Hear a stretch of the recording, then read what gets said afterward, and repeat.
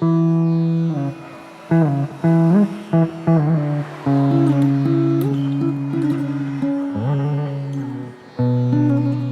the past 15 years, a team of researchers from the French Research Institute for Sustainable Development and the French Institute of Pondicherry have designed, organized, and developed field investigations in rural India to understand how structural changes in contemporary South India are reshaping the organization of labor, social hierarchies, and family livelihoods. These researchers in social sciences, which are economists and sociologists, use first-hand and original data collection tools to produce so-called quantitative and qualitative data. Their long-standing research partnership has formed today an Observatory of Rural Dynamics and Inequalities in South India, or DRIIS. One of the main quantitative data collection tools of this observatory is the Neemsis survey, the acronym for Networks, Employment, Debt, Mobility and Skills in South India survey. Neemsis is a longitudinal socio-economic survey which was initially implemented in 2016. But Neemsis is also the continuity of a first survey wave on an initial rural population of 10 villages in Tamil Nadu, the Rural Microfinance and Employment Survey collected in 2010. Neemsis provides now what one calls a household and individual level panel dataset for rural South India. The survey follows not only families over time, but also their members and includes a tracking of household and individual migrants from their origin to their migration places. Some of the research questions behind Neemsis are to understand the links between labor, household finance, indebtedness, social, spatial and professional mobilities, skills use and interpersonal networks formation in a dynamic region of rural South India, the Tamil Nadu.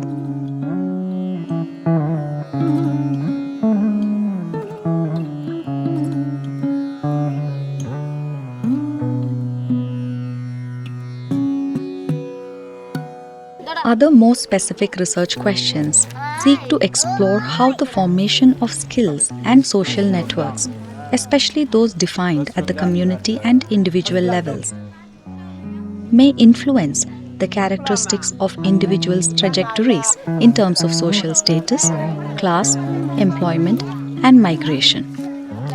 Gender aspects of all these questions are also deeply investigated.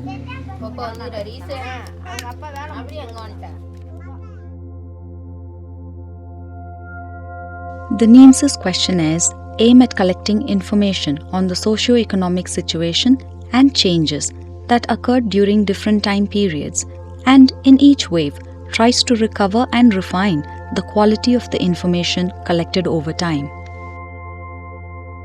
In addition to a household questionnaire that was addressed to heads of households in 2010, in 2016, and in 2020, the Neemsis protocol includes an additional unit of analysis, the individual or household member, using a specific questionnaire asking directly 2 members of the household in 2016 and 3 members in 2020. This original socio-economic survey focuses on all aspects of rural life.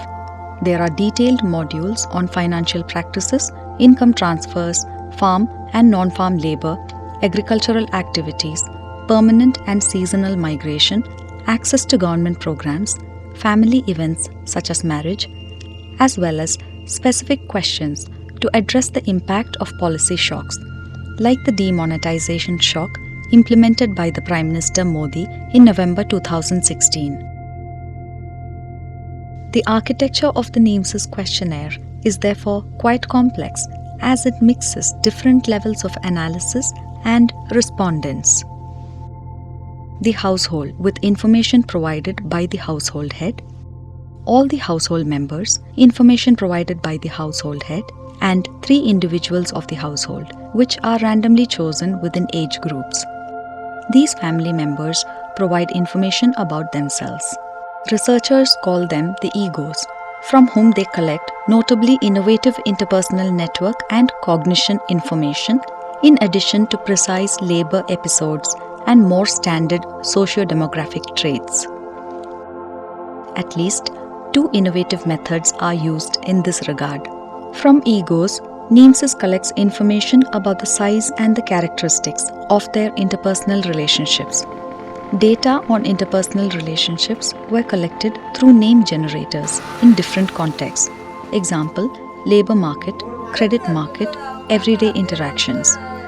They consist of several questions to invite the respondent to elicit people, alters, with whom she or he maintains certain direct types of relationships.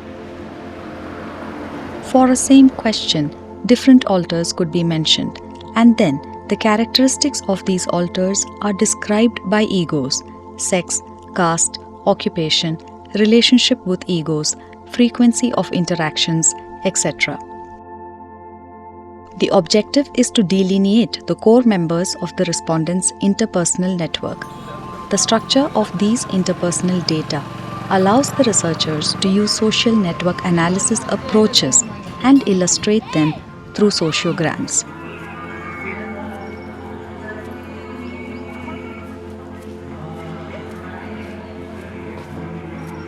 In addition to these network data, Neemsis collects information on ego's cognition.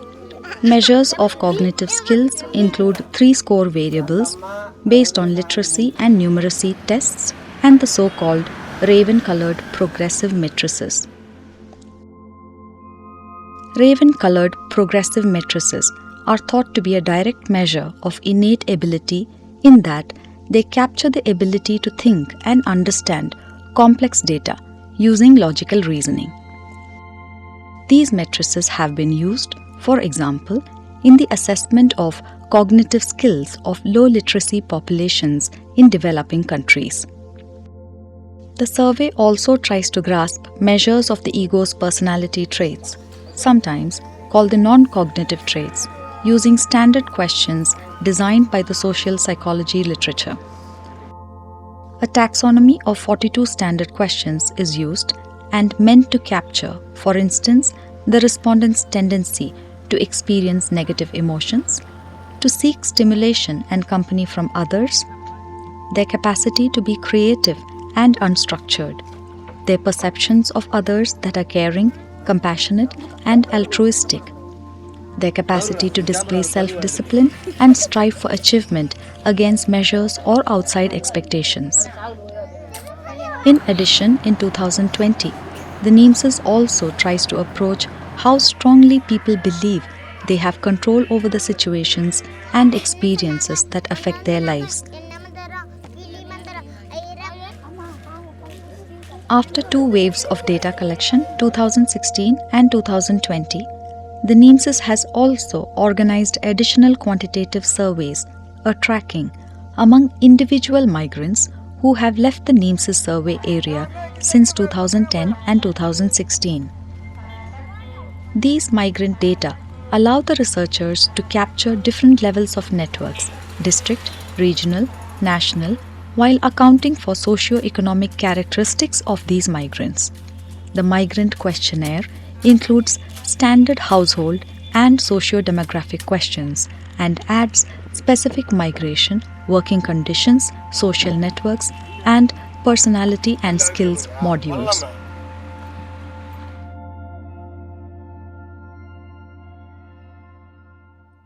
At the beginning of the second Neemsis wave, on March 24, 2020, the Indian Prime Minister Modi announced a nationwide lockdown to fight the COVID-19 international pandemic. The survey was then carried out after the end of the first and very strict Indian lockdown on May 2020. The Neemsis team has then been the first quantitative survey to be able to observe directly the short-run effect of this international crisis in rural area. The researchers introduced specific survey modules and questions to capture the current health, social, and economic crisis brought about by this worldwide pandemic in order to reflect them in the survey design. Neemsis 2 wave is then one of the first in-person surveys conducted in rural India in a post-COVID-19 crisis. Hence, a substantial part of the pandemic's short and medium-term effects is captured by the 2020-2021 data.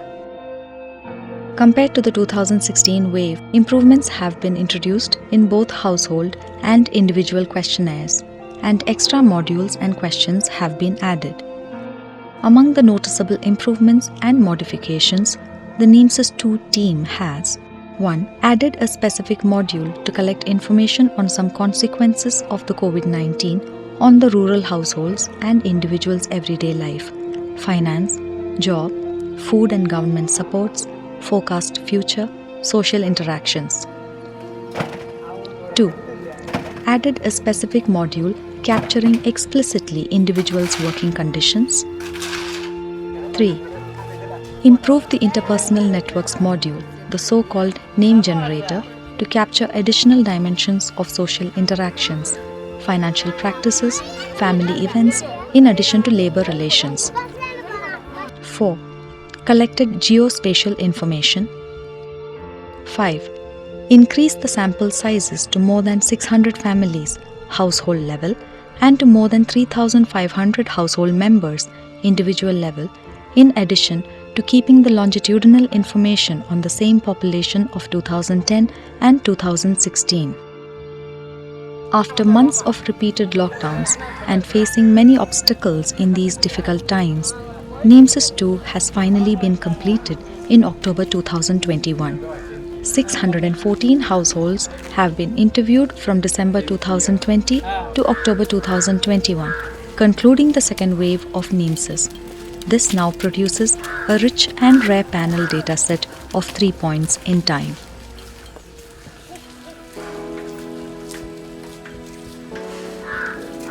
Neemsis relies on a small team of well-trained Tamil enumerators, around 8 persons, and the use of digital tablets for data collection. In 2020, benefiting from tablets with a better technology, the research team was able to record geo-localized data. Given the complexity of the survey, and even though the long and complex household and individuals' questions are relatively closed and predefined, the mode of intervention of the enumerators in the field is based on proximity with the surveyed population, with face-to-face interviews that leave room for a form of conversation with the respondent at home. This has the advantage of giving the respondents confidence, but also of allowing them to refine their answers during the interviews, to go back over figures when they seemed incoherent in the course of the interview, or to missing elements to allow the enumerator better understand the full picture. Again, because the Neemsis questionnaires are complex, multi-level, and so demanding in terms of precision, the researchers have coded automatic data in the tablet, past information on known respondents, and constraints so as to avoid missing and outlier values in the responses. The data collection is also time-consuming for the surveyed population, around a half day for each household. For these reasons, the survey takes place during several months to avoid putting too much time pressure on the families. The interviewers have received repeated days of training from the IRD and IFP research team.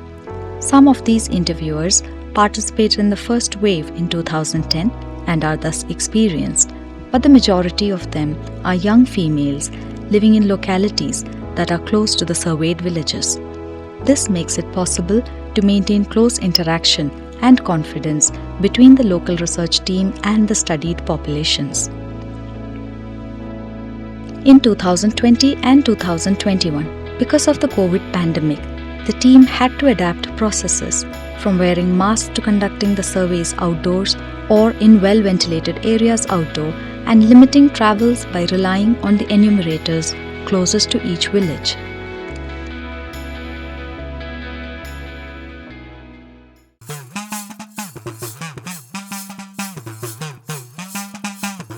In 2017, 2021 and 2022, Neemsis organized a phase of restitution of knowledge to the studied population in the Tamil Nadu villages.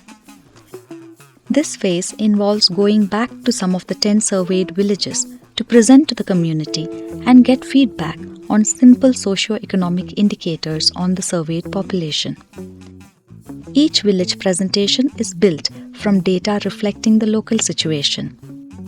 This restitution is meant to help people in the villages understand the research objectives and provide them with insights into the social and demographic changes that took place in their village over the last 10 years. But more importantly, this restitution is a strong and important moment of encounter between the researchers and the populations on which they work. It is a moment that symbolizes the reciprocity of exchanges and is therefore an important step in strengthening the mutual trust that has developed between researchers and population over time. In times of crisis, villagers often call on the services of IFP and IRD researchers to ask for information on policies or food aid. Researchers from the Neemsis team and the ODRIAs have then regularly, informally and formally organized distribution of essential foodstuffs during macroeconomic, such as in the aftermath of the demonetization shock of 2016 or health shocks, the COVID international pandemic and the subsequent Indian lockdowns in spring 2020. These ways of doing have created a trust that the researchers maintain through their continuous presence in the field for their own investigation, but also as information and aid providers and for the restitution of their work. Following the second Neemsis wave, the first 2021 restitution took place in December 2021 in Manamtavintapur village, where the researchers decided to present a series of results in the main public place in the village, a temple in the Ur side of the village, where the middle and upper caste live. A second restitution took place in Manappakam village, this time in the colony side of the village, where the Dalit populations are settled. Restitutions in other Neemsis villages are currently going on. In each case, the presence of the researchers was welcomed by a crowd of around 100 people who came to listen to the team explaining the overall survey methodology, why the village had been chosen, and how it had evolved since they first came here in 2010, as well as the more recent impact of COVID and the lockdowns. These presentations sparked focused discussions that are interesting to the researchers. Both men and women of different ages took turn to discuss findings and shared their opinions. The dynamics offered by these meetings provide a new kind of insight from those offered during household and individual interviews. These meetings take on indeed a particular scientific meaning because they allow people to speak freely in a collective space and to bring out specific reactions to precise points in the studies carried out by the researchers. These reactions can then feed into the research and allow the concepts and data collection tools to be improved in the future Neemsis waves.